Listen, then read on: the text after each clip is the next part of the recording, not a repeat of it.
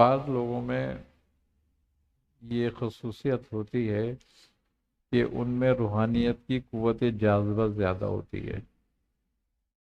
تو جن میں قوت جاذبہ زیادہ ہوتی ہے ان کو مشاہدے کم ہوتے ہیں، اور جن میں کم ہوتی ہے ان کو مشاہدے زیادہ ہوتے ہیں. تو یہ مشاہدے کا نہ ہونا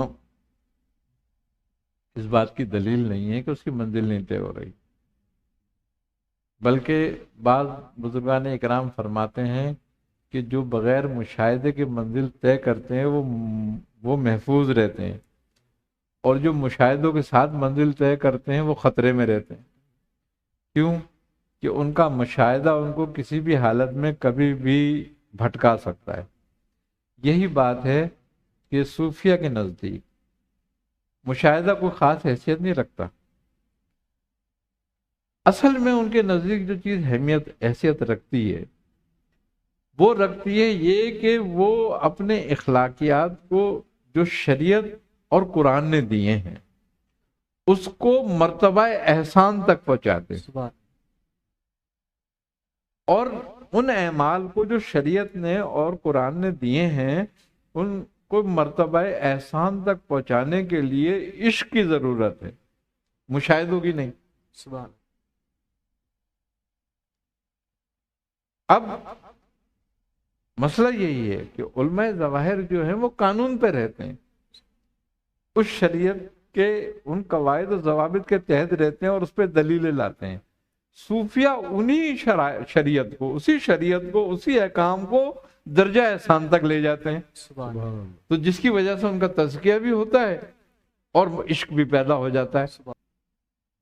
مشاہدہ کرنے والا تو وہ ہے کہ ایک جو کھائے اور الٹی کر دے، اور ایک کھائے ہضم کر لے. کون صحیح ہوا؟ جو ہضم کر لے. جو ہضم کر لے. اور مشاہدوں کو تو سختی سے منع کیا ہے بزرگوں نے کہ اس کو بیان بھی نہ کرو، اگر ہوتا ہے تو اس پہ توجہ بھی مت کرو اگر ہوتا ہے تو، ورنہ ایمان کا خطرہ پڑ جاتا ہے کبھی کبھی. ایک بزرگ تھے، وہ کہہ رہا ہے ایک دن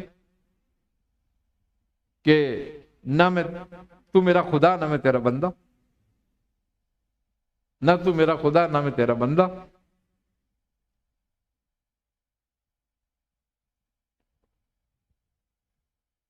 پریشان لوگ یہ کیا ہو گیا ان کو. اب ان پہ فتوے لگ گئے کفر کے، یہ ہو گیا وہ ہو گیا. آخر ان کے پیر صاحب کے پاس لوگ گئے، کہنے لگے تمہارے مرید کو کیا ہو گیا، آج نے بلاؤ اس کو، کیا کہہ رہا ہے یہ.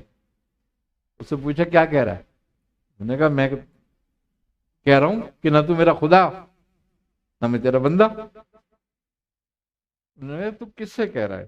انہیں شیطان تنگ کر رہا ہے مجھے، کہہ رہا تو میرا بندہ ہے، مجھے سجدہ کر.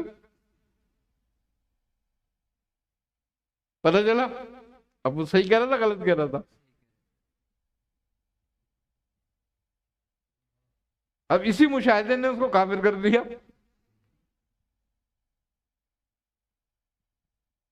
اس لیے جن کو مشاہدے نہیں ہوتے وہ محفوظ ہیں.